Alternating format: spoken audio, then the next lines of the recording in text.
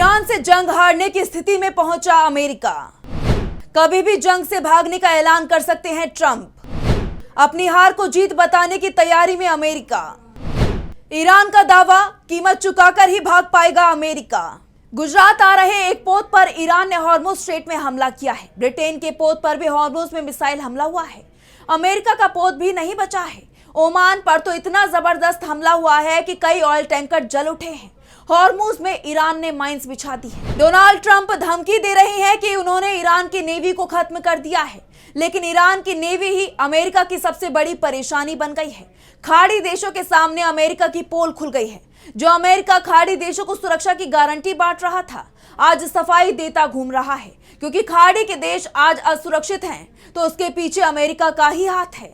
ना America Iran पर हमला करता और ना आज खाड़ी के देश संकट में होते।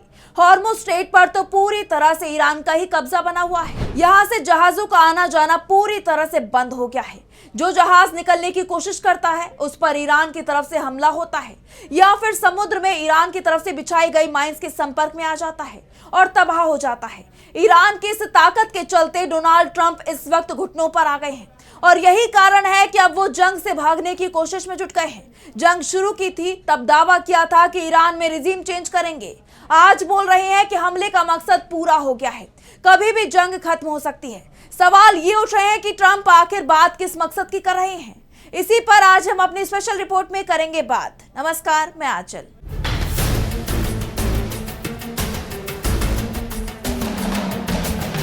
डोनाल्ड ट्रंप का एक बयान सामने आया है, जिसके बाद ये कहा जा रहा है कि अमेरिका किसी भी दिन जंग खत्म कर देगा।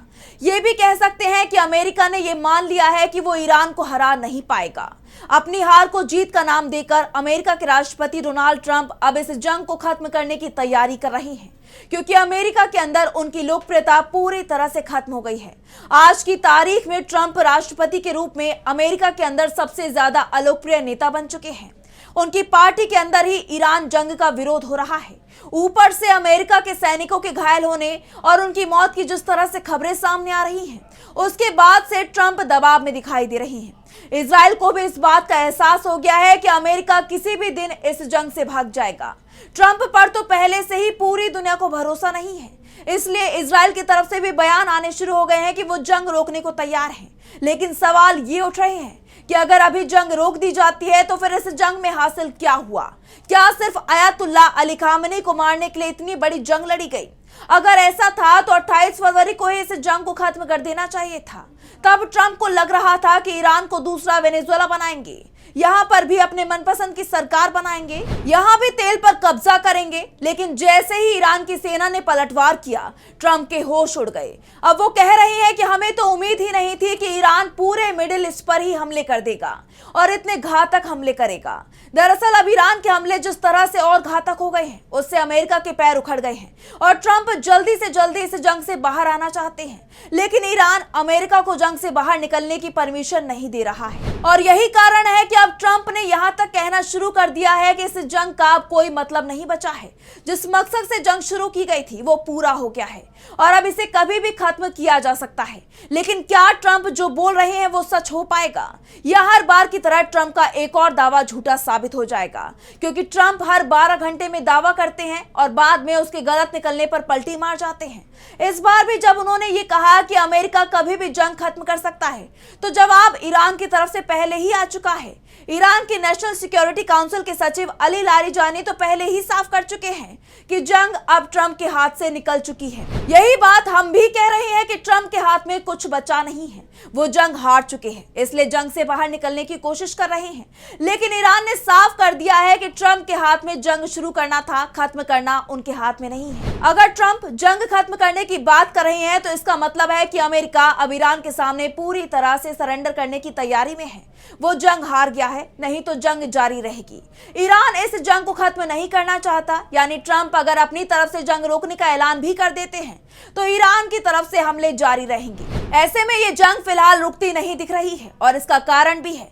ईरान को जो नुकसान होना था वो हो चुका है। जंग में उसका सुप्रीम लीडर मारा जा चुका है, इसलिए अब उसे इससे ज्यादा बड़ा नुकसान तो होना नहीं है। अब नुकसान अमेरिका का हो रहा है और इसी के चलते ट्रंप दबाव में दिखाई दे रही हैं। पिछले 3 दिन से उनके बयान बता रहे हैं कि वो जंग से बाहर निकलना चाहते हैं, लेकिन ईरान ट्रंप को अब फंसा कर रखना चाहता है। इस्लामिक रिवॉल्यूशनरी गार्ड कोर यानी IRGC ने साफ कह दिया है कि 6 महीने तक इसी तीव्रता से ईरान जंग लड़ सकता है। ईरान अगर ये दावा कर रहा है तो इसके पीछे कोई ठोस कारण भी मौजूद है और ईरान के दावे पर अमेरिका भी मोहर लगा रहा है। एक अमेरिकी संसदीय रिपोर्ट में खुलासा हुआ है कि ईरान के पास लगभग 5000 से 6000 तक समुद्री बारूदी सुरंगें मौजूद हैं। ये जानकारी पिछले साल प्रकाशित अमेरिकी संसद की एक रिपोर्ट में सामने आई थी। रिपोर्ट में कहा गया है कि अगर ईरान इन समुद्री सुरंगों यानी अदृश्य बमों का इस्तेमाल करता है तो हॉर्मुज स्ट्रेट में जहाजों की आवाजाही गंभीर रूप से प्रभावित हो सकती है। और खबर ये आ रही है कि ईरान ने इस जलमार्ग में कुछ समुद्री सुरंगें बिछानी भी शुरू कर दी है। हालांकि अभी उनकी संख्या सीमित बताई जा रही है, लेकिन ये भी बेहद घातक है। इन माइंस की चपेट में अगर कोई जहाज आ गया तो उसका डूबना तय है, क्योंकि अमेरिका ने ही ये दावा किया है कि ईरान ने फारस की खाड़ी और हॉर्मुज स्ट्रेट में बारूदी सुरंगें बिछाना शुरू कर दिया है। इन सुरंगों से जल मार्ग में जहाजों के लिए बड़ा खतरा पैदा हो गया है। ये सुरंगें ओमान की खाड़ी से लेकर हॉर्मुज स्ट्रेट के रास्तों को बंद कर तेल आपूर्ति को रोक सकती हैं, जिससे ये जंग एक नए और विनाशकारी मोड़ की तरफ चल देगी। CNN की रिपोर्ट में कहा गया है कि माना जाता है कि 2019 में तेहरान के जखीरे में 5000 से अधिक बारूदी सुरंगें थी, जो 2025 के अनुमानों में बढ़कर लगभग 6000 तक पहुंच गई है। रिपोर्ट में कहा गया है कि ईरान के पास कई प्रकार की बारूदी सुरंगें हैं, जिनमें लिम्पेट माइन यानी ऐसी माइन जिन्हें जहाज के ढांचे से चिपकाया जा सकता है। दूसरी मूरड माइन, ये वो माइन होती हैं जो पानी के नीचे तैरती रहती हैं और जहाज से टकराने पर फट जाती है। और तीसरी है बॉटम माइन, जो समुद्र की तलहटी में रहती है और जहाज के पास आने पर विस्फोट करती है। अमेरिका की तरफ से भले ही दावा किया जा रहा है कि उसने ईरान के 16 माइन लेयर जहाजों को नष्ट कर दिया है और इन सुरंगों को बिछाने से रोक दिया है, लेकिन अमेरिकी खुफिया एजेंसी ही दावा कर रही है कि ईरान के पास अभी भी अपनी 80 से 90% छोटी नौकाएं और माइन बिछाने वाले जहाज सुरक्षित हैं। इसका मतलब है कि जरूरत पड़ने पर वो कुछ ही समय में सैकड़ों सुरंगें इस जल मार्ग में बिछा सकता है। अमेरिका ये भी मान रहा है कि ईरान ने यहां माइन बिछाना शुरू भी कर दिया है। ऐसे में खतरा कितना ज्यादा बढ़ चुका है, यह हॉर्मुज स्ट्रेट में हो रहे विस्फोटों से ही समझा जा सकता है। वैसे ईरान ने अपनी जंग की रणनीति में कुछ बदलाव भी किए हैं और उसी हिसाब से अब वो इजराइल और खाड़ी के देशों पर हमले भी कर रहा है। ईरान ने शुरुआत में जिस तेजी से पलटवार किया था, अब वो इतनी बड़ी संख्या में पलटवार नहीं कर रहा है। उसके हमले में 70% तक की कमी आई है, लेकिन इसकी तीव्रता बढ़ गई है।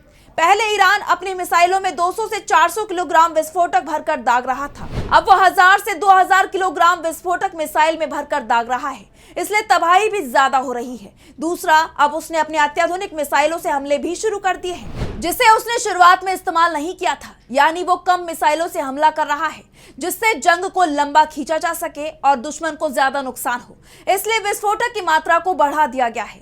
तो फिलहाल स्पेशल रिपोर्ट में बस इतना ही। वीडियो पसंद आए तो लाइक करें, साथ ही हमारे चैनल को सब्सक्राइब करें। नमस्कार।